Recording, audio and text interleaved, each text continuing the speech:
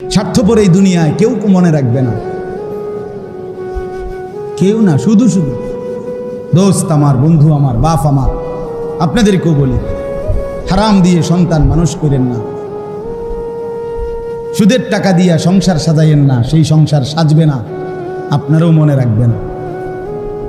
কিস্তির টাকা দিয়া সংসার বড় করেন না, ওরা আপনার মনে রাখবে না, আল্লাহও মনে রাখবে না। না না,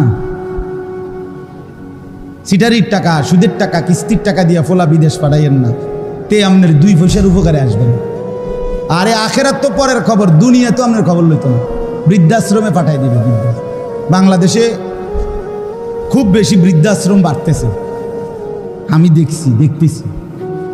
গত 3 দিনের মধ্যে 2খানে দেখছি, 4 তলা বিল্ডিং, বিরাট বিরাট বৃদ্ধাশ্রম হইতেছে। এটা অশনি সংকেত।